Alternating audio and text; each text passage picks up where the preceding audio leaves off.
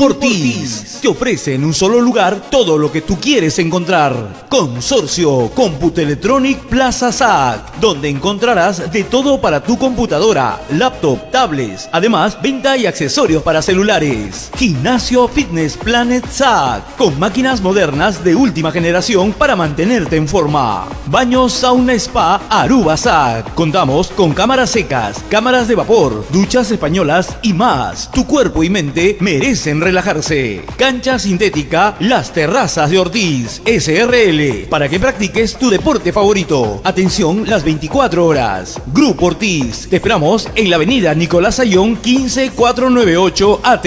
Grupo Ortiz.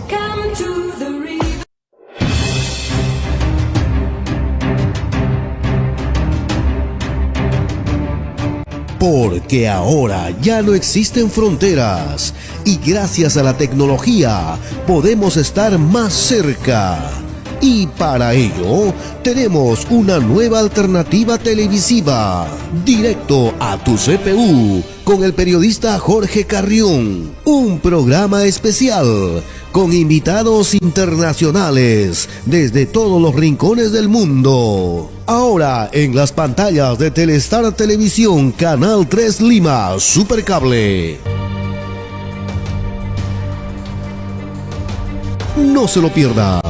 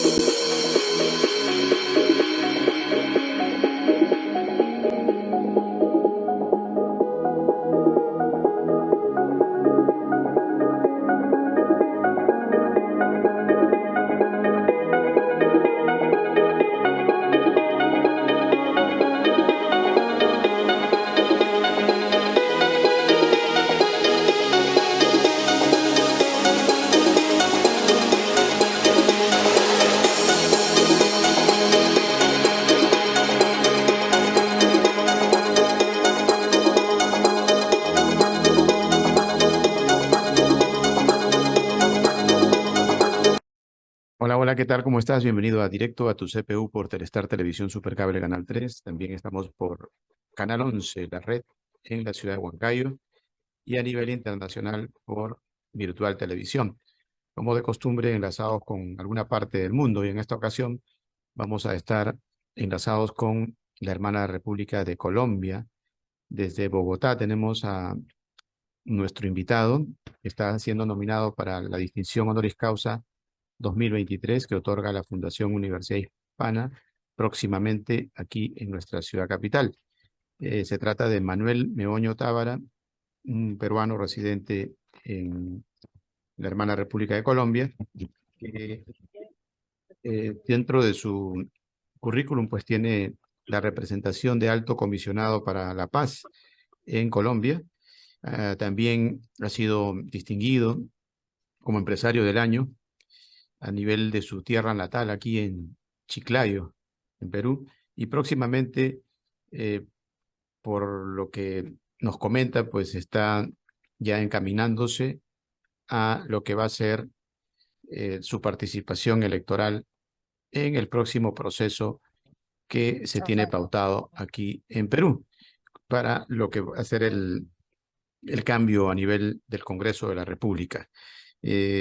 También dentro de su currículum pues, tiene la representación de la logia masónica en Colombia.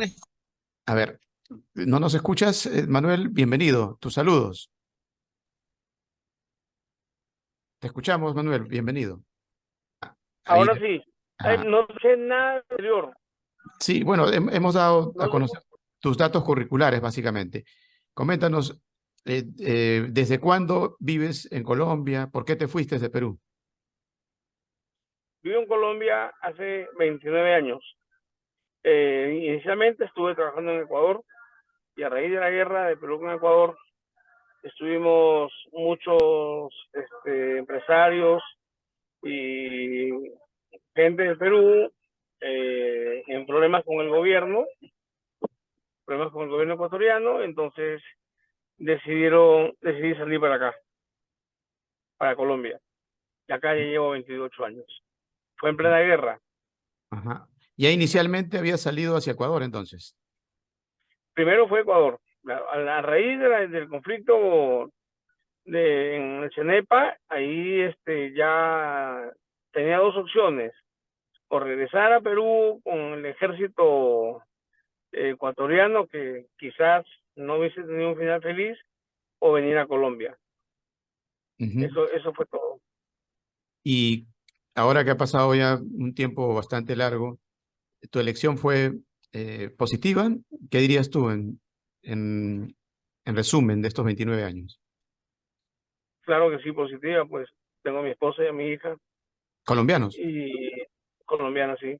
Ujú, Y pues viajo interactuando a cada rato entre Perú y Colombia.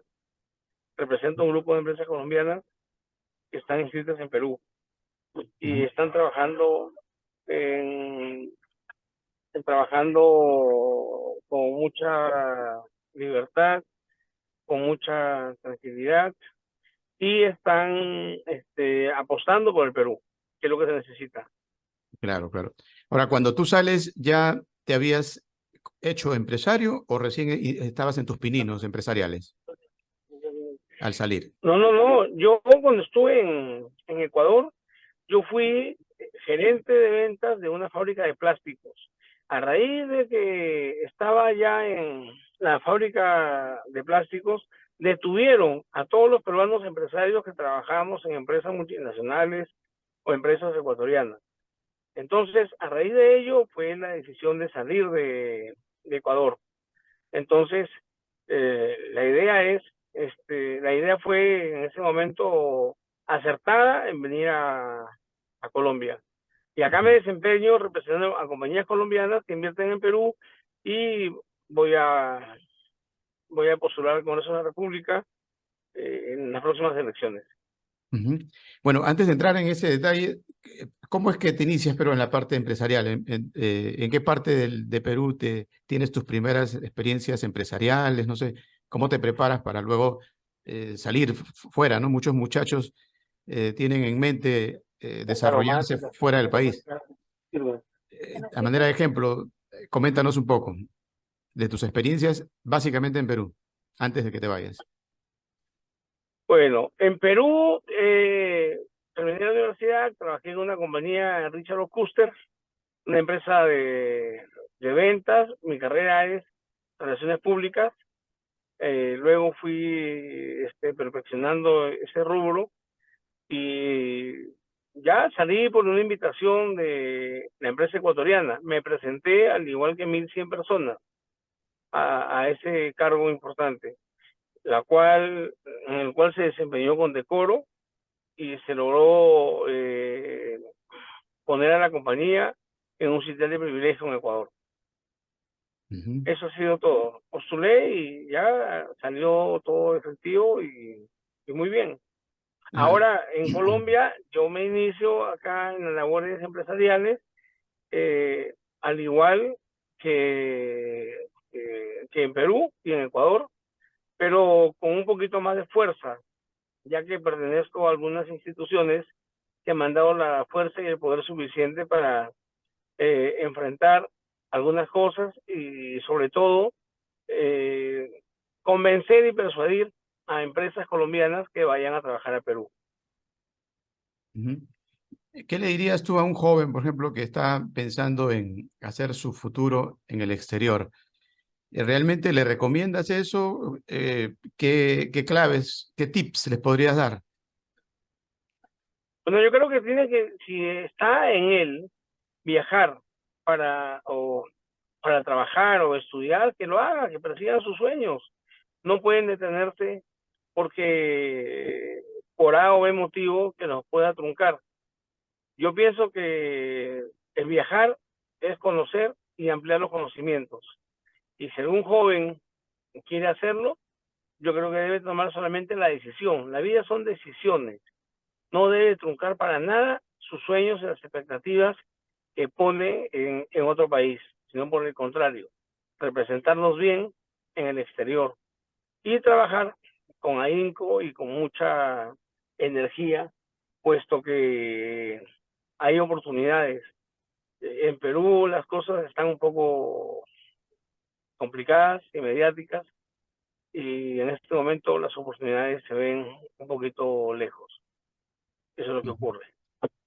Ahora, cuando llegas a tu experiencia extranjera, por ejemplo, ya en el lugar donde te quedas más tiempo, que es Colombia, ¿cuál fue la clave para realmente quedarte por un tiempo largo, ¿no? En qué momento tú dices, oye, ya no me regreso a Perú, me quedo acá en Colombia? Ok, te voy a explicar. Yo tomo la decisión cuando empezó a irme bien, porque aquí también empecé como gerente de una compañía de eléctricos, como gerente de ventas. Empecé de abajo como vendedor y en 2 meses ya fui nombrado gerente nacional de ventas. Y me ha ido muy bien, me fue muy bien y hemos estado y pretendemos de que ahora en el rubro personal y propio que tengo como empresario, vaya teniendo un poco más de éxito. Pero empecé igual como gerente de venta de una compañía. Ujú. Muchas veces eso nos enseña bastante, ¿no? Porque viajaba por todo el país, por toda Colombia. Conozco sin excepción todo el país sin excepción. Y Colombia me abrió las puertas y me cobijó, y es un país en el cual uno se siente muy bien, pese a que hay, bueno, una invasión de venezolanos por acá, que cometen muchos actos delictivos y la inseguridad peligra para todos en este momento. Todo Ujú. está completamente complicado en el tema de seguridad ciudadana. Se podría decir que conoces más Colombia que Perú. No, conozco también todo el Perú, también he viajado por todo el Perú y ahora con más fuerza tengo que hacerlo, Claro. con mayor razón. Ajá. Tengo que estar milímetro a milímetro por todo el país. Sí, bueno, luego tocamos la parte de la política, pero la política previa, ¿cómo es que la gente dirá, bueno, pero viajó, se hizo a nivel empresarial en Colombia, pero no solamente eso, sino te has relacionado con la alta representación peruana en Bogotá, con presidentes que visitaban Colombia, ¿no? Esa cercanía, ¿cómo la logras y de qué manera te identificas incluso con algunos mandatarios que han pasado por allá, peruanos, ¿no? Por Colombia. Bueno, tuve el honor de invitar al presidente Alan García Pérez a la develación del busto de Víctor Raúl de la Torre en mi logia masónica. Vino con el canciller García Belaunde, y donde se congregaron más de 1.500 personas. Luego he recurrido también a expresidentes colombianos con los cuales tengo una estrecha y gran amistad, como el presidente Uribe, que es uno de los presidentes, creo, que puso la energía y no le tembló la mano para combatir a la delincuencia y a la guerrilla. El presidente Samper, el presidente Gaviria, el presidente Duque, el presidente Santos, a todos los conozco porque te digo, yo soy un relacionista público internacional y he viajado por el mundo representando a Perú y Colombia a congresos internacionales como en París, en Barcelona, en Madrid, en Berlín, en Washington y otros países más, llevando muy por encima el nombre de nuestra patria y esta segunda patria que para mí es Colombia. Ujú. Cuando la gente tal vez se ubica en tu relación con los exmandatarios, ¿cómo ves tú la política desde el punto de vista de algunos, y la gran mayoría lamentablemente han salido cuestionados, ¿no? no bien parados de lo que ha sido su investidura. Por ejemplo, actualmente tenemos al expresidente Toledo, al cual también lo abordaste allá en Bogotá y de quien pues has visto su parte positiva de aquel momento, ¿no?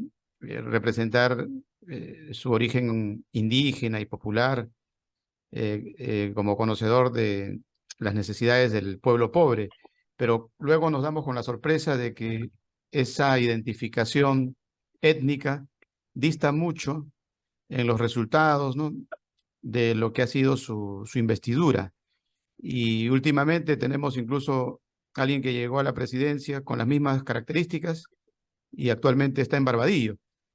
¿Cómo ves ese viraje de personajes famosos y que uno deposita toda su confianza y al final terminamos defraudados o sorprendidos, muchos incluso, ¿no?, por el epílogo de sus carreras?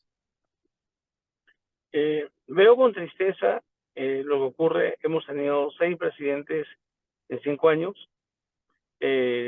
Por ejemplo, vamos a empezar con el presidente Toledo. Conocí al presidente Toledo en su casa en Camacho, en una reunión a donde fui a proponerle que visite Colombia. Fue aceptado y las cosas salieron a la perfección.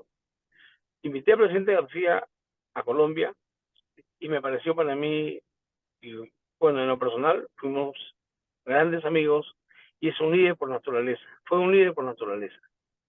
Con relación, por ejemplo, al presidente Kuczynski, yo creo que al presidente no lo dejaron trabajar. La situación sería otra de haber estado Kuczynski, de haber continuado en el poder. Con relación a Vizcarra, a Martín Vizcarra, pues tiene problemas por haber sido gobernador de Moquegua en algunos contratos grandes que hubo, pero estoy seguro de que con el presidente Castillo, al presidente Castillo, es una persona que no tiene conocimiento o preparación para ejercer un cargo tan importante como la presidencia de la República. También vemos de que ese señor que reemplazó a Vizcarra, que no recuerdo el nombre porque es un comodín, creo que fue presidente del Congreso.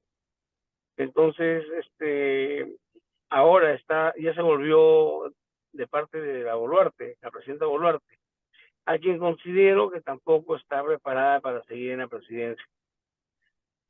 Conocí a todos los presidentes por mis relaciones públicas, mis relaciones sociales. Siempre tengo invitaciones acá en Colombia a clubs en donde compartimos el mismo escenario.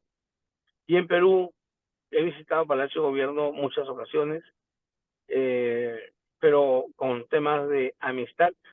Jamás he contratado ni he pedido un favor a nadie, a ningún presidente de la República. Estoy seguro de que nadie, completamente seguro, nadie puede decir que yo he ido a pedir un favor o hacer un lobby con algún presidente electo en el Perú. Más bien censuro a muchos, pero en especial al Congreso de la República. Pero puedo continuar con tu pregunta. Me salí del contexto un ratito. Bien, bien, bien. Es importante conocer a los mandatarios, a las máximas representaciones de la República, pues más allá de la Cámara, ¿no? En el interín de los camerinos, y ahí se conoce a las personas. Y creo que tú has tenido esa ocasión, ¿no?, con cada uno de los mandatorios que mencionas. Alguno en algún momento pues se ha atrevido, como dicen algunos periodistas, a que la plata llega sola. Han habido propuestas indecentes o acordes con lo que lamentablemente es el común denominador, no solamente en Perú, sino en Colombia también, ¿eh? O sea, de los acuerdos debajo de la mesa, los negociados turbios. ¿En algún momento tuviste alguna, no sé, una especie de susurro al respecto? ¿O no es revelable ese tipo de situaciones? No, sí te puedo comentar, no ha habido ningún problema. Nunca me han propuesto nada. Simplemente hemos compartido reuniones, juramentaciones de ministros, cumpleaños de presidentes. me he reunido con muchos ministros a lo largo de mi trayectoria profesional, en Perú y en Colombia, y en muchos países también, en Ecuador. Conozco al presidente de Ecuador, conozco al presidente de Panamá, muchos presidentes, por el mismo círculo social en el cual me encuentro. Pero eso de la plata llega sola, eso fue algo que lo sacó Bailey, Jaime Bailey, al Ujú, presidente García. ujú, Yo no creo que el presidente García se haya atrevido a decirle a Jaime Bailey de que, bueno, creo que sí le dijo que postula la presidencia, pero que cuando le dice que la plata llega sola, que no se preocupe por eso, no le creo a Jaime Bailey esa parte, porque, pues, imagínate un presidente proponiéndole eso a un periodista. No tiene razón de ser, no tiene lógica, y ujú. creo que el presidente no lo ha hecho. Ahora acontece algo al contrario, con un periodista también famoso a quien tú conoces, que es Mauricio Fernandini. ¿Cómo ves el caso de Fernandini implicado en una especie de la plata llega sola? Conozco a Mauricio Fernandini, somos del mismo colegio, somos amigos, creo en su inocencia, estoy seguro que las investigaciones van a dar o se van a concluir en su libertad, puesto que a él, yo creo que él ha sido utilizado y por hacer un favor se ha visto involucrado en este tipo de negociaciones. Sobre todo la prima, creo que la prima sí ha sido la que lo ha utilizado, y Sara Godoy creo que es otra implicada. Conozco a Mauricio hace muchos años y siempre ha sido su conducta intachable y con una trayectoria impecable a la vez. Espero que la justicia peruana, confío en la justicia peruana, de que prontamente solucionen el impasse que tiene mi querido amigo Mauricio Fernández. Ujú. Bueno, es un poco recurrente ya ver este tipo de noticias, lamentablemente las que se generan detrás del escenario del poder político peruano, ¿no? Es normal este tipo de información. Pero no solamente en Perú, esto pasa también en Colombia, pasa en diferentes investiduras de América Latina. Cuando nos ven, por ejemplo, desde Estados Unidos, generalizan, ¿no? Y dicen, ah, hispanos. Y ya de alguna manera estamos cortados por un molde y ese molde tiene mucho de corrupción. ¿Cómo ves ese factor de, por ejemplo, ya relacionar a Sudamérica con Norteamérica? Porque los grandes negocios pues están hacia Asia, hacia Norteamérica, hacia Europa. ¿Cómo ves esa relación, ya que vas a entrar en una probabilidad política a través de la representación en el Congreso de la República? ¿Crees que eso se puede superar, esa mala vista, observación que tienen desde fuera hacia nuestros conciudadanos en general? Yo me he reunido con senadores republicanos y demócratas en Washington y en Nueva York. Entonces vean al Perú y en Francia, en España también. Ven al Perú como un país corrupto, Ujú, porque los presidentes que hemos tenido de turno han sido los que están cuestionados. Todos tienen problemas, sin excepción. Al único que no le comprobaron nada aún y lo siguen atacando es al presidente García. Pero yo creo que en esta parte, los medios de comunicación, en lugar de sacar todos los días o perseguir políticamente a muchos presidentes o expresidentes, se ve mal. El periodismo debe recurrir a llamar y a atraer a la inversión extranjera. Recuerda que un país sin inversión extranjera no puede modernizarse. Entonces, yo veo en cable, por cable, programas de televisión peruanos donde absolutamente tristeza y a cada rato es el mismo tema, el mismo tema, el mismo tema. No he visto un canal de televisión, una radio que se dedique un mes, una semana, un día, 15 días a promover a los países a invertir en el Perú. Y la mala imagen la causan los periodistas, porque sacan todo a la luz, ventilan todo. Hay temas internos que deben quedarse en nuestro país y no deben darle tanta notoriedad o figuración a temas que les compete al Poder Judicial. Los periodistas, claro, tienen que investigar a las personas, estar presentes, pero hay muchos periodistas que tú sabes perfectamente que también han estado involucrados en temas de corrupción, ¿no? y ahora están de santos. Se la creen que porque salen o tienen un espacio televisivo, ya se quedó todo en el olvido. El peruano olvida fácilmente. Entonces yo creo que lo que tenemos que hacer es volcar todos nuestros esfuerzos, nuestros conocimientos, a cambiar la imagen de Perú a nivel internacional, que creo que va a ser posible en una inmediata inversión extranjera. Eso va a ser posible porque hay muchos interesados. Yo me reúno con empresarios colombianos y en un rato, en unos minutos, tengo una reunión con un empresario colombiano que quiere quiere invertir en el país. Entonces me está preguntando por el tema mediático, por el tema si la Boluarte va a tomar algunas otras posiciones contra las empresas extranjeras. Pues tengo que decirle y desmentirle y decirle que eso no va a ser así. Son empresas que van a trabajar van a colocar plantas allá, fábricas en Perú, van a generar empleo. Y es por eso que dentro de unos minutos tengo una rueda de negocios acá en mi residencia. Bien, es importante entonces trabajar al respecto, ¿no?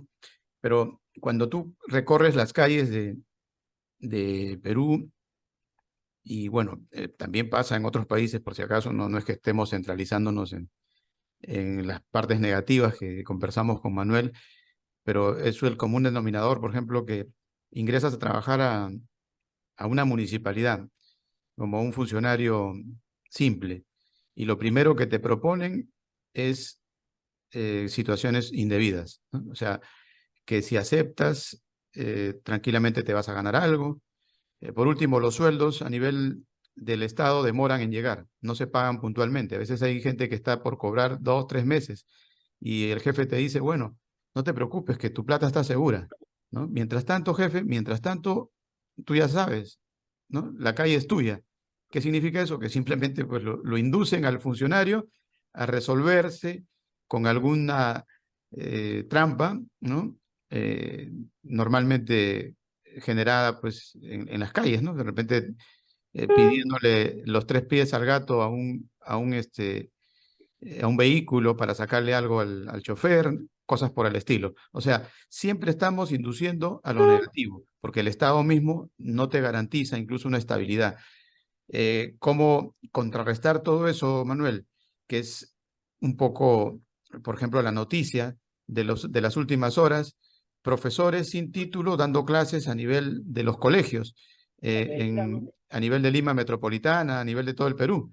Miles de profesores con títulos fraudulentos impartiendo educación en el Perú, en las narices del Ministerio de Educación, ¿no? ¿Cómo contrarrestar todo ese flagelo? ¿Cómo lo ves? Tiene que haber mucha fiscalización en los ministerios y en las entidades gubernamentales, porque es un flagelo la corrupción en esas entidades.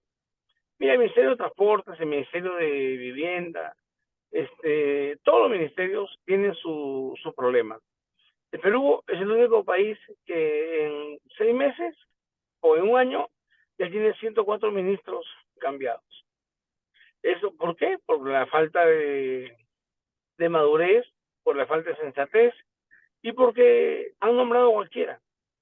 Ahí no ha habido meritocracia, sino han habido personas que tengo entendido, han dicho, ¿quieres ser ministro? Sí, dame tanto. Y se han movido las cosas de esa forma. Yo creo que el Perú debe tender a mejorar y cambiar la manera de pensar, cambiar el chip que tenemos y ser gente de visión, personas visionarias que conlleven a que el Perú salga del atascadero donde se encuentra y podamos tener las puertas abiertas con el mundo exterior para poder salir adelante. Todo el país, indudablemente. Aquí habla sobre el tema del Ministerio de Salud, pues eso de educación, todos los años se presenta ese tipo de cosas. Siempre hay documentos fraguados, hay documentos falsos, ministros que presentan documentos falsos, autoridades que tienen pues documentación falsa que la presentan para ser admitidos en alguna institución del Estado. Si no, pues preguntémosle a César Acuña lo del plagio de su tesis, ¿no? También a ministros que han adulterado la documentación y se han llegado a quedar como ministros y después se han dado cuenta, han seguido y después ellos se han retirado porque han visto que podían tener problemas legales. Yo creo que estamos a tiempo, mi querido Jorge, de cambiar el destino del país.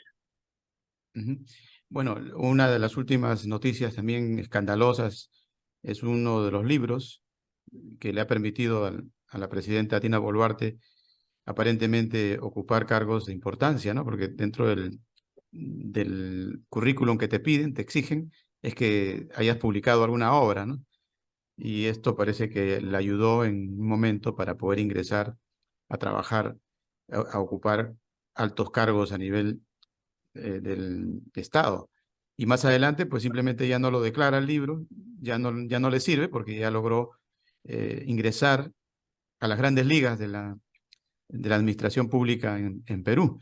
Y si vamos a los detalles, vamos a ver que se trata de un libro absolutamente copiado, un copy-page, como se dice, ¿no? Algo así como la tesis de Pedro Castillo. O sea, estamos en una situación bastante comprometedora, no solamente del gobierno anterior, sino del actual gobierno. Y para remate, se vienen días de tensión. Las calles comienzan a anunciar situaciones totalmente descontroladas, ¿no? En las amenazas. ¿Tú crees que efectivamente esas amenazas se puedan cumplir o crees que, como dicen los jefes de la Policía Nacional, que todo lo tienen controlado y que van a poder contrarrestar esta supuesta toma de Lima planteada para el 19 de julio, Manuel? ¿Cómo lo ves desde fuera? La Policía Nacional también está plagada por la corrupción. Mira lo que ha pasado con sus últimos comandantes generales de la policía, el ejército, la marina, las instituciones castrenses. Yo pienso de que la presidenta debe sacar un decreto, reunirse con el presidente del Comando Conjunto de las Fuerzas Armadas y no permitir bloqueo de carreteras, ni permitir el ingreso. ¿Tu micrófono? Ok. Creo de que lo que debe hacer es promulgar, sacar un decreto en el cual las Fuerzas Armadas controlen, sin herir, sin matar a nadie, lo manejen a la altura. Yo sé que hay muchos infiltrados en terrorismo, van a haber venezolanos que apoyan siempre la marcha por 10 soles o 15 soles, financiados desde México, Argentina, Bolivia, para que las marchas tengan éxito. Pero si tú analizas la marcha, la gran toma de Lima, la vez anterior, solamente habían 6.000 personas o menos. Y no llegaron a... ¿Qué cosa hicieron? Nada. Se perjudicaron ellos. Al bloquear las carreteras no llegaba alimentación y no podían sacar los productos que ellos tenían para vender en otras ciudades o localidades. Entonces yo le sugiero a la presidenta Boluarte que atine, aunque sea una vez, y que ponga mano fuerte y no tenga miedo. Porque en el Perú hay dos gobiernos paralelos, que es el ejecutivo y el legislativo. Con más peso legislativo, con la cantidad de mediocres que tiene y de corruptos que hay, mira los presupuestos que han gastado, creo que ponerse de acuerdo, coordinar, para que no lleguen a haber río de sangre y para que no lleguen a perturbar la tranquilidad de los peruanos. Creo que eso se ve solamente, van a salir de Puno, de Cusco, Abancay, todos esos lugares, pero en el norte no pasa nada. Yo he estado con autoridades en el norte, en Chiclayo, en Trujillo, en Piura, y allá sí está controlado, allá no están los revoltosos. Eso vienen del Brain, o vienen de la serranía, de la sierra del sur del país. Yo creo que eso es controlable y esperemos que no llegue a mayores. Ajá. Pero siempre cuando se ve desde fuera, hay que observar que también hay un apoyo implícito y otro que es directo incluso, ¿no? Tú lo ves a López Obrador negando prácticamente la investidura de Dina Boluarte, lo aprecias a Gustavo Petro, totalmente abierto en su declaración en contra del gobierno de Dina Boluarte, a pesar de que sus embajadores han sido llamados a capítulo a sus respectivos países, ellos no cesan en su pugna por desestabilizar el gobierno de Dina Boluarte. ¿Qué opinas desde Colombia, Manuel? Conozco a Gustavo Petro, al presidente Petro. Hemos viajado coincidencialmente a Washington y 6 horas de viaje hacen de que uno conozca algo a la persona. Es un hombre inteligente, sensato, maduro. También tiene problemas acá en Colombia con la oposición.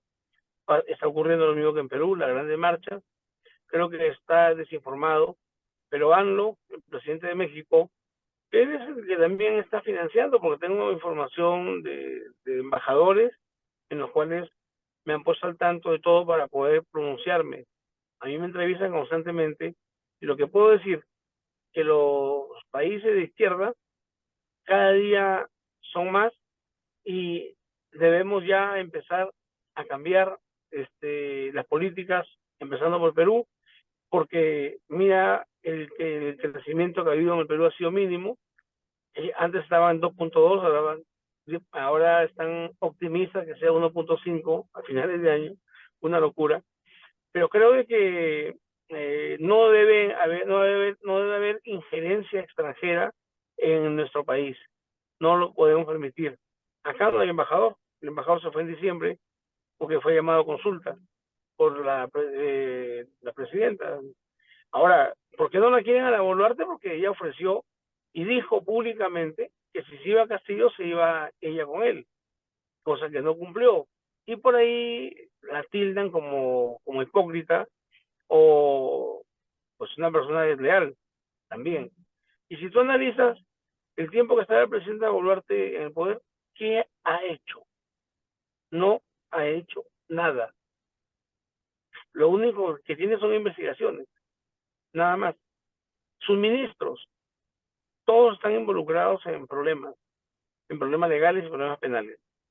Ahora, yo pensaría que la presidenta debería convocar a elecciones en un plazo no muy extenso, que los sinvergüenzas que están en el Congreso de la República deben dar ya un paso atrás, deben convocar a elecciones también para el Congreso. Vemos con preocupación los que han destinado 90 millones de soles, 60 millones de soles, bonos para los empleados del Congreso. La corrupción tan grande que empieza por casa, que es Palacio, y continúa con el legislativo. Se ve muy mal desde afuera, porque ya he conversado con varias personas estando en otros países, me preguntaban por la situación del Perú, del Congreso y del gobierno. Pero pues el Congreso tiene en sus manos la continuidad de la presidenta Boluarte. Entonces es por ello que la presidenta se queda callada y no actúa como debe actuar. Debe tener firmeza para actuar y debe pensar de que todo el entorno que ella tiene es un entorno que no sirve para nada. Y el Congreso de la República tiene que tomar la decisión de convocar elecciones de manera inmediata. No podemos seguir con esos legisladores. Tú sabes de que todos los problemas que hay al interior del Congreso. Y ya yo pienso que a Castillo deben que se encargue del Poder Judicial y que la prensa se encargue de ver otras cosas positivas para el Perú. Esa es la percepción que tengo de ambos poderes del Estado. Ahora, tú dices los sinvergüenzas que están en el Congreso y aspiras tú a ser congresista. ¿Cómo piensas limpiar esa imagen, Manuel? ¿Qué proyecto, por ejemplo, concreto de ley presentarías tú de llegar te estás pidiendo que ya sea inmediato, o sea, estás diciendo que ya, de darse algo inmediato, me imagino que ya debes de tener algún proyecto en mente o todavía no te has sentado a ver Pero por cuál, supuesto, cuál sería la salida, cuál es sería la inversión extranjera. Yo he hablado con inversionistas, con dueños de capitales extensos y grandes que quieren invertir en Perú, en la selva peruana, en la sierra, en el norte, en el sur. Quieren colocar plantas, quieren plantas de tratamiento, quieren poner paneles solares, quieren invertir en carreteras, en puentes, hacer mega obras. no cosas pequeñitas, con su dinero, con su dinero. Entonces, yo, si tuviese la posibilidad de lograr entrar al Congreso de la República, de inmediato pediría formar parte de la Comisión de Relaciones Exteriores para coadyuvar el proyecto que tengo. Inversión en Chiclayo, en Trujillo, en Tumbes, en Piura, en todo el país. De gobierno a gobierno o empresas privadas, inversión privada. Eso no van ahora porque el Perú está, pues, es un país mediático, es un país que no ofrece garantías para nada y para nadie. Pero de haber elecciones nuevas, el equipo que está conmigo coinciden plenamente en que la inversión extranjera es lo mejor que puede existir en este momento en el Perú. Daría puestos de trabajo a miles de peruanos, el desempleo bajaría enormemente, el índice de pobreza disminuiría demasiado y generarían ingresos para el Estado de miles de millones de dólares. Y seríamos un país moderno. Por ejemplo, Colombia y Perú. Te pongo un ejemplo así. Bogotá le lleva a Lima por lo menos unos 25 años de modernización. Y las ciudades de Colombia igual. ¿Y por qué Perú no puede ser mejor que Colombia? Si en Perú hay todo. De Perú traen muchas cosas para Colombia. Vienen a trabajar a Colombia empresas grandes. ¿Por qué no llevamos nosotros empresas grandes que inviertan en Perú como lo hacen otros países? Porque están asustados con los cambios de presidentes que hay constantemente, con los cambios de ministros que hay constantemente, y sobre todo por la mala reputación que tenemos en este momento, ¿no? Desafortunadamente. Pero cuando te digo yo de que las elecciones sean rápidamente, es para que no sigan desfalcando y no sigan llevando lluvia de millones al Congreso de la República a despilfarrarlos. Ese tema de los bufetes que han habido, los mochasueldos de congresistas, los niños de Acción Popular, ¿tú crees que es un Congreso que merece o vale la pena que continúe? Ahora yo te hago la pregunta a ti con todo el respeto que te mereces. ¿Crees que el Congreso debe quedarse hasta el 2026 y la presidenta debe quedarse hasta el 2026? Claro, esa parte recuerda que tiene que ver ya con lo legal, ¿no? Y dentro de lo legal, buscar simplemente una salida constitucional lo más pronto posible sería lo más adecuado, como inicialmente pues tenía todo programado la presidenta incluso, ¿no? Al asumir momentos antes de que se diera ese viraje, como sabemos, pues ella se comprometió en convocar elecciones, ¿no? Una especie de Valentín Paniagua, y creo que estaríamos ya tranquilos, ¿no? Porque ya tendríamos fecha. Yo creo que ponerle fecha al proceso electoral próximo va a traer calma, ¿no? Y va a permitir de que la gente pues comprenda de que estamos todavía dentro del marco constitucional. Y lo más importante, por ejemplo, cuando tú dices que Bogotá está mucho mejor que Lima desde el punto de vista físico, en infraestructura o en tecnología. Modernización. Sin embargo, lo que sí vemos, y no solamente lo vemos con Bogotá, lo vemos también con Santiago de Chile, lo vemos con varios países. Aquí en Lima, con tan solo $1 o $2, tú puedes comer, mientras que en Bogotá o en Santiago, ni hablar en Caracas, menos en Buenos Aires, no se puede, ¿no? El nivel de poder adquisitivo que se tiene a nivel, por ejemplo, de lo que es el alimento, los alimentos de primera necesidad en Perú son accesibles, ¿no?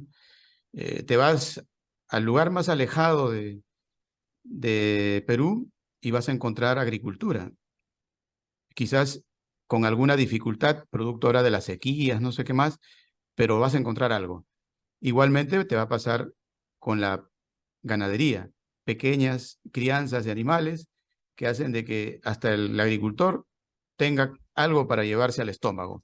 Sin embargo, en países donde nos adversan políticamente, te vas al llano venezolano y hasta el gato y el perro se lo han comido, ¿no?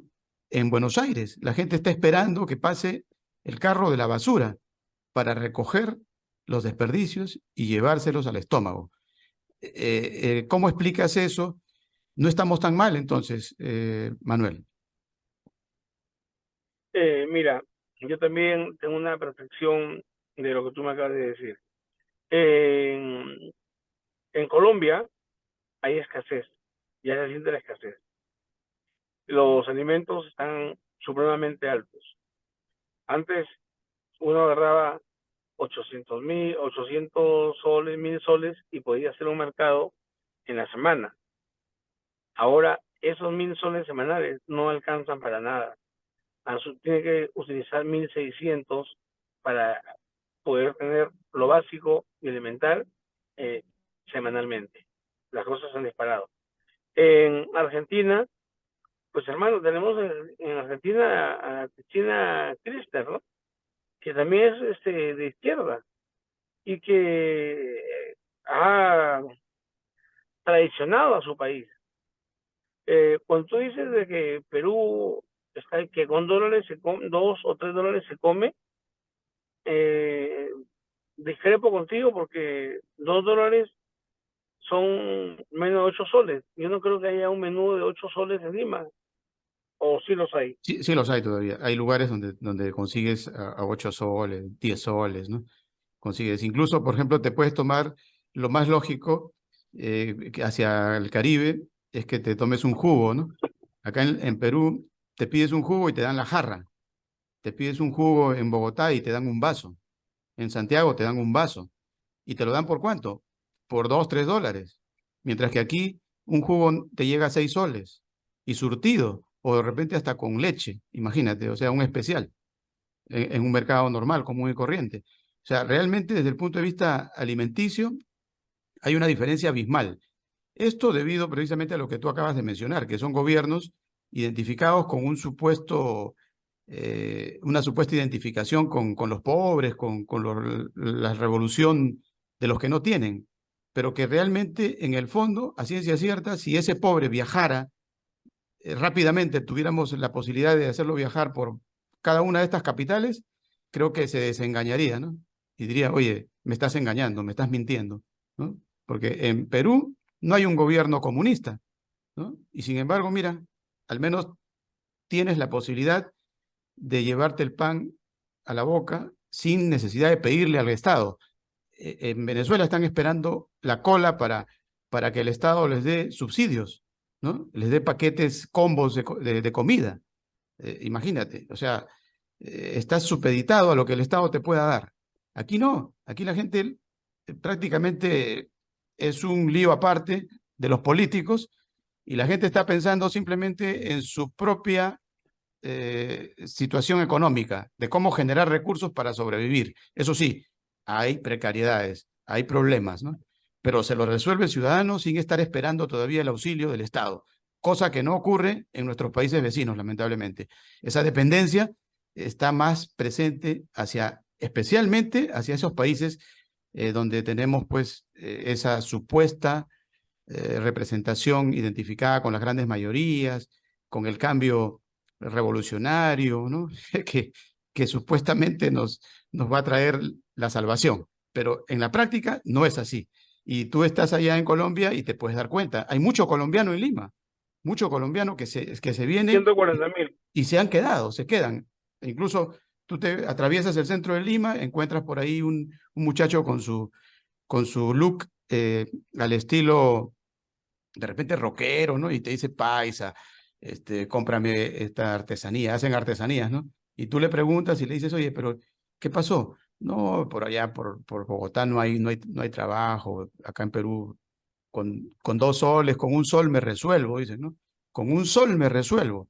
Y efectivamente, ayer conversábamos con un invitado y él decía, oye, con un sol, un chef, ¿se puede preparar algo? Sí, con 50 céntimos te compras papas y con los 50 céntimos restantes haces una especie de huancaína, ¿no? Y te metes una especie de papa a la huancaína que se llama el escribano, que es un plato arequipeño, que es una especie de rocoto relleno con papa. Eso lo puedes Claro. hacer en Perú, pero a ver, hazlo en Bogotá, hazlo en Santiago, hazlo en Caracas, hazlo en Buenos Aires. Imposible. Entonces, la pregunta te la reitero. ¿Cómo lo ves tú? ¿Cómo ves ese supuesto estancamiento que aducen ellos, ¿no? Que tiene Perú, y sin embargo desde este punto de vista, tenemos mayor cantidad hasta de argentinos residenciándose en Lima, ¿no? O en Perú en general, ni hablar de los venezolanos. Yo creo que los que han salido de Colombia han ido a probar suerte, porque Colombia todavía se mantiene bueno, en el tema laboral es de que han dado muchas facilidades a los venezolanos que delinquen constantemente acá y pues ellos le llaman el rebusque, a salir a otro país y a buscar a generación de empleo, de cambios en su vida. Yo creo de que la situación en el Perú no está tan bien porque las cosas están costosas. Acá en Colombia un huevo cuesta $1, un huevo. Allá en Perú no tengo idea cómo estará. No he revisado la canasta básica familiar. Pero yo creo en las oportunidades que nos da la vida, con las que uno debe buscar. Y entre ellas está, por ejemplo, emigrar a otros países donde van a ver una situación completamente distinta a la que están viviendo. Creo fehacientemente en las oportunidades, como te repito, y pues si ellos han tomado la decisión de irse, también hay muchos peruanos que se han ido del Perú llevando grandes capitales. Acuérdate cuando ganó Castillo, había una cantidad de empresarios peruanos, de personas con algo de dinero que se fueron a otros países. Y ahí están y no piensan volver, al menos por un largo tiempo. Conozco muchas personas, a cientos de personas que se han ido a vivir al exterior. Yo creo que la situación de Perú puede mejorar mucho más. Estar en un sistema de privilegios siempre y cuando, vuelvo a repetir, se fijen las fechas para la elección del nuevo Congreso y elecciones presidenciales. De lo contrario, no van a querer invertir y perder en un país tan vecino, cercano y hermano, porque tenemos la historia con Colombia. Y yo creo de que estos inversionistas con los cuales me voy a reunir es lo primero que me van a preguntar. Ya lo hicieron por teléfono, pero yo le dije que le iba a dar una explicación mucho más amplia para que ellos puedan deducir y darse cuenta de que el Perú también es un país de oportunidades. Además, ellos van a crear fuentes de trabajo y van a hacer ingresos para miles de peruanos y ingresos de miles de millones para el gobierno. Y ojalá no los sigan despilfarrando, ¿no? Porque eso es lo que acostumbran a hacer. Bueno, ese tipo de migración es positiva. También tenemos la otra, ¿no? La famosa gota a gota, que supuestamente viene de Colombia, ¿no? Y instalada acá en Perú, y que prácticamente son prestamistas en los mercados populares, y por ahí se generan actos delincuenciales. Ese tipo de migración sí no la queremos, ¿no? Queremos que verdaderamente venga gente que sea positiva desde el punto de vista de inversión sana, ¿no? Para la economía de Perú. Ahora, ya entrando en algunos datos que nos hacen llegar acá respecto a tu representación a nivel de la masonería. Hay una representación que tiene el nombre de Víctor Raúl Aya de la Torre, la logia, ¿no? De allá de Bogotá. Coméntanos un De mi poco al logia. respecto. ¿Es verdad que ya tú no perteneces a los masones, que fuiste expulsado, o es una noticia que se lee acá que dice que el juez ordenó que su caso sea estudiado nuevamente, sin embargo, ¿no? O sea, ¿a qué se debió? ¿Qué pasó? Coméntanos un poquito. La logia Víctor Raúl de la Torre, número 36, Oriente de Bogotá, Colombia, existe y sigo siendo su venerable maestro. Además, pertenezco a la Gran Logia Occidental de Perú, tratarlo de Colombia. Esta logia la fundamos un grupo de embajadores con empresarios peruanos, diplomáticos peruanos, militares en actividad, agregados militares y empresarios que radican acá en Colombia. Pues te pongo mi caso. Hubo una pelea interna entre un señor que está siendo muy cuestionado en este momento y se llevó a las instancias de la Corte Constitucional. Pero el tema no ha sido por nada en otro mundo, sino que ha sido algo personal entre él y yo. Cosas que pasan siempre, porque en el Perú también hay divisiones y en este momento hay una guerra constante de la institución allá en el Perú. En Perú hay 14 grandes logias, aquí en Colombia hay 12 grandes logias. Y lidero la logia más importante en América Latina, que es la Víctor Raúl Ayala La Torre, por la calidad de sus miembros. Y en el tema de la expulsión, no prosperó. En este momento soy el gran canciller de la gran logia occidental de Perú y venerable maestro de la logia Víctor Raúl de la Torre. Mi padre venerable maestro es un embajador, padre venerable inmediato, es un embajador que es secretario general de la Comisión Permanente Pacífico Sur, el embajador José Luis Pérez Sánchez Cerro, una persona de alto nivel, de mucha trayectoria y que me dejó la ardua labor y la gran responsabilidad de seguir manejando los destinos de la mencionada logia Víctor Raúl Ayala La Torre. Te digo que la más poderosa en América Latina por la calidad de los miembros, no con soberbia, te lo digo con humildad, porque nosotros hacemos mucha labor, que eso no interesa hablar en este momento, mucha labor social, y en su momento ustedes sabrán. Serán los primeros en saber. Patrocinamos a mucha gente que está económicamente mal o con tratamientos en el exterior. Bueno, por el nombre que tiene, me imagino que es una logia aprista, ¿no? Que ahí está José Luis Pérez Sánchez Cerro, que también fue secretario de Relaciones Internacionales del APRA. O sea, me imagino que hay una relación ahí, hasta política, más allá de la logia masónica. Pero hay que recordar que todo lo que es la masonería, pues se supone o se suponía que era secreta, pero últimamente ya no es tan secreta, ¿no? En Ya tiempos no es secreta, de la Guerra de es Independencia discreta. estaba Bolívar, Martí, O'Higgins, se dice que todos ellos fueron masones. Y bueno, actualmente ya es algo más abierto, ¿no? De allí que llama la atención de que se comenten abiertamente de repente situaciones que deberían ser tratadas internamente hacia afuera, ¿no? Negativamente, eso es lo que llama la atención. He organizado 20 conferencias internacionales. Me han acompañado Roque Benavides, el fiscal de la Nación, José Antonio Pelá de Bardales, un gran hermano y amigo a quien estimo y quiero mucho, Roberto Quiabra, el presidente Álvaro Uribe Vélez, el presidente Ernesto Samper,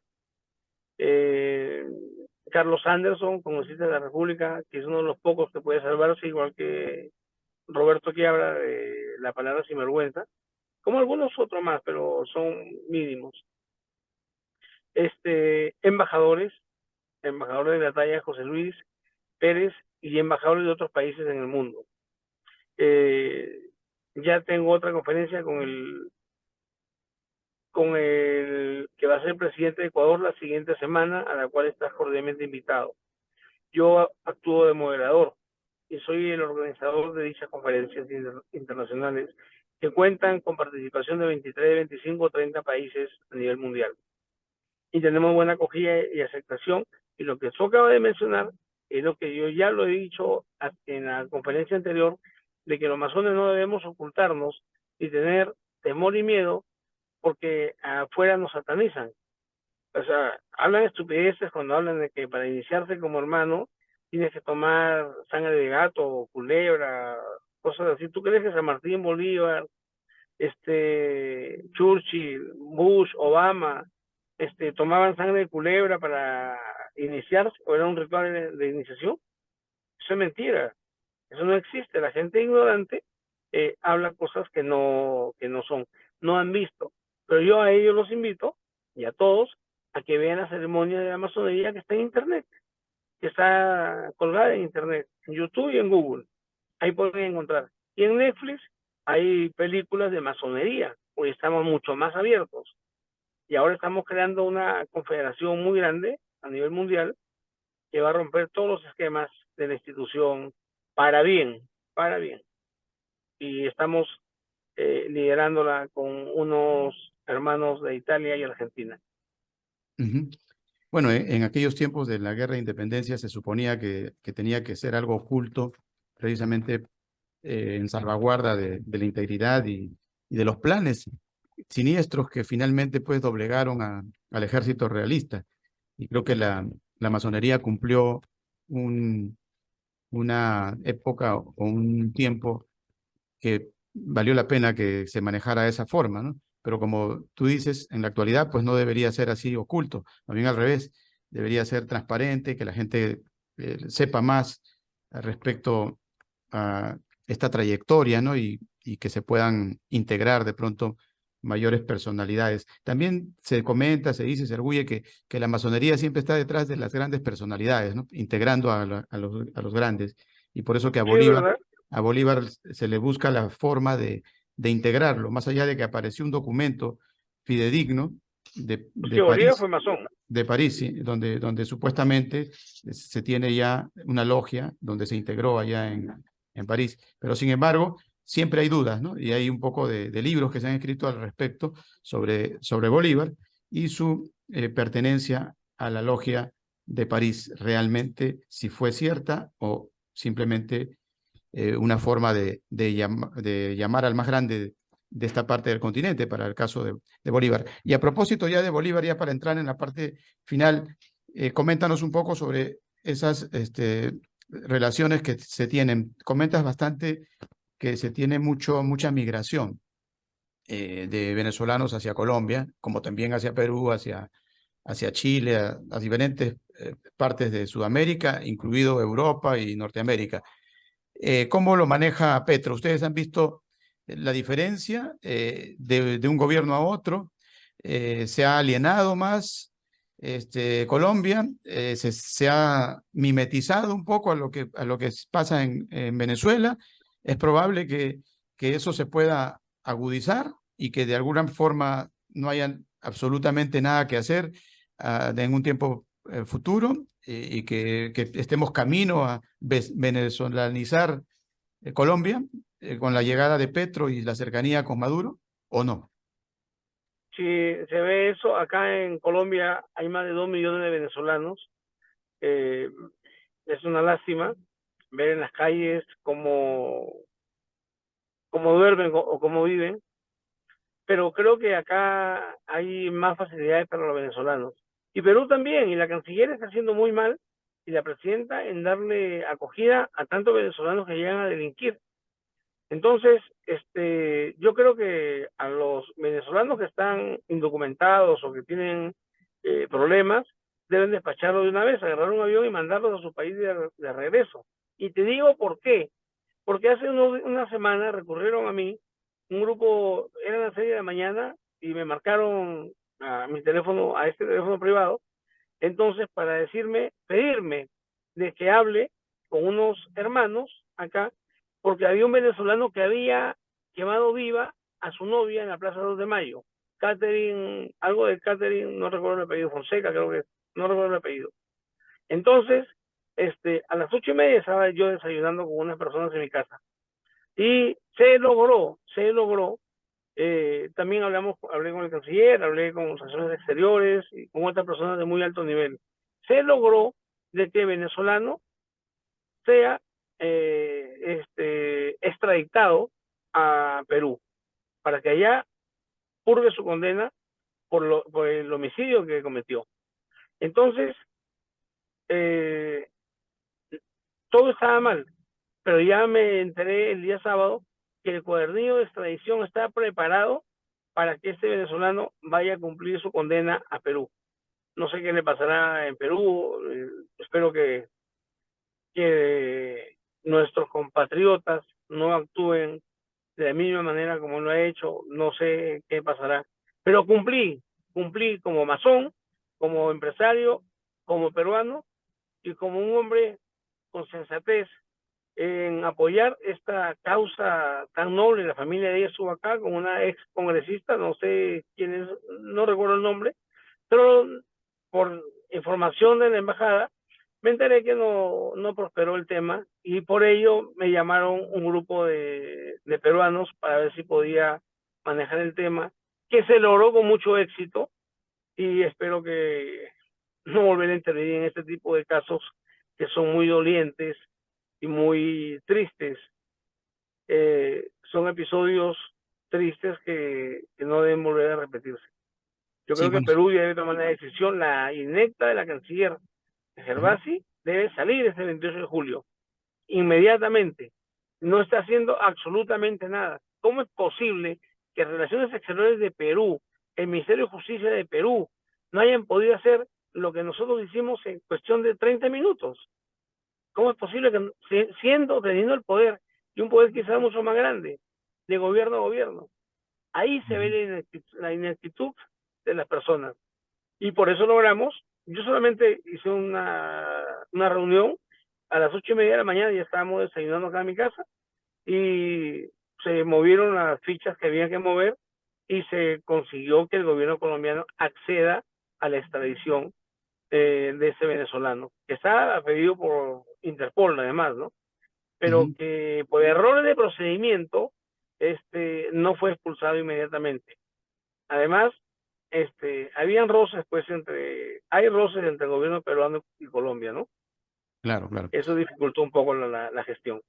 Sí, bueno, nos está refiriendo Manuel al caso de Caterín Gómez, una niña de 18 años que habría sido quemada o fue quemada viva por su expareja de 21 años que responde al nombre de Sergio Tarache Parra, Así es, capturado por la Policía Metropolitana de Bogotá, ¿no? Hace unos así días es. y que lamentablemente la Interpol pues lo tiene ya sellado como contra este acto de feminicidio, ¿no? Y debió ser extraditado en un corto plazo. Lamentablemente, lo que aduce algunos que están detrás de esta información es que esas situaciones no tan claras entre el gobierno de Colombia con Gustavo Petro y su negativa de tener una relación clara con la investidura de Dina Boluarte ha impedido un poco que esto se haya realizado inmediatamente, ¿no? Esta extradición. Esperemos que en las próximas horas, los próximos días, pues se concrete la extradición de este individuo y que la ley pues sea lo suficientemente letal, ¿no? Contra un acto abominable. El cuadernillo de extradición ya está listo. Lo han agilizado acá en Colombia. Y además, pero mira, lamentable la situación peruana, que se demoraron demasiado en hacer las gestiones, pero sí he visto a la comandante adjunta de la agregaduría policial con el cónsul Víctor Altamirano, que trataron de hacer todo lo posible, y se vio las ganas que tenían de trabajar y apoyar esta causa, y trabajaron arduamente. Pero lo importante es que ya se solucionó, y es de que ya este sujeto, este delincuente, ya va a estar en Perú en los próximos días. Hay que cumplir un requisito para todo ello. Y yo creo que no hay nada en la vida que no se pueda superar con un buen café o una buena copa de vino. Entonces yo invito a la diplomacia. Yo me he prestado para servir de puente para que las relaciones colombo-peruanas vuelvan al nivel en el que estaban. Voy a poner todo de mi parte para que esto se dé. Voy a viajar a Perú próximamente, y ahí voy a pedir una audiencia con la presidenta, y como lo haré también acá en Colombia, para que no hayan tantos obstáculos, porque si tú te pones a pensar, la balanza comercial entre Perú y Colombia ha disminuido, y eso no es bueno para ninguno de los dos países. Así es. Bueno, Manuel, te deseamos la mejor de las suertes. Y lo que nos llama la atención es que después de tanto tiempo no se te ha quedado oiga, venga y vea el acento colombiano, ¿no? Viajo, ¿Cómo está la vaina? ¿No? Vamos a darle una vuelta. ¿Ah? ¿Cómo están las vueltas? ¿O sí se así te ha es. quedado? Y estás haciendo un esfuerzo por hablar. No, no, no, no, de ninguna manera. Viajo constantemente a Perú, no se me queda ningún dejo de algún otro país en el cual estoy o he visitado, para nada. Soy un peruano con raíces y con esencia, y no la pierdo, ni la perderé. Ajá. No me ¿Qué le, deslumbra el poder. qué le dirías a los chiclayanos que pronto ya tú oficialmente vas a lanzar tu candidatura al Congreso de la República en cuanto se aperture esta necesaria convocatoria a elecciones, pues tenemos ya a un potencial candidato, Manuel Meoño. Dirígete a tus paisanos, ¿qué les dirías? ¿Cuál va a ser el primer proyecto de ley, ¿no? que presentarías en beneficio de ellos? Yo he hablado en mi viaje anterior a Chiclayo, me he reunido con muchos compañeros de promoción, amigos personales. La prensa me ha entrevistado y saben, en Panamericana, América, en Expresión, la prensa sabe perfectamente que voy a postular y el primer proyecto que lance va a ser pues para la región Lambayeque, ¿no? Que es de donde vengo y orgulloso de volver a esa hermosa tierra que me vio nacer y que muy seguramente me va a cobijar al final de mis días, para terminar como lo que somos, ¿no? Hijos de la viuda, guerreros de la paz y amantes de la libertad. Uh-huh. Bien, y te esperamos aquí para el mes de agosto, donde tendremos el acto protocolar de distinciones honoríficas a personalidades importantes a nivel de América Latina. Está siendo nominado pues nuestro invitado Manuel Meoño. Más adelante, cuando el fragor de la contienda electoral se agudice, te volveremos a convocar para seguir charlando, hablando sobre estas situaciones que a veces son preocupantes, ¿no? Como por ejemplo la que se viene este próximo 19, que esperemos no llegue a mayores por el bien de la ciudadanía, de la economía del país, que no se paralicen los negocios. Los más afectados a veces son los hombres de a pie, ¿no? El propio pueblo de a pie es el más afectado cuando se dan este tipo de revueltas supuestamente reivindicatorias en procura de salir de este impasse político en el que se encuentra Perú. Tu despedida, Manuelito.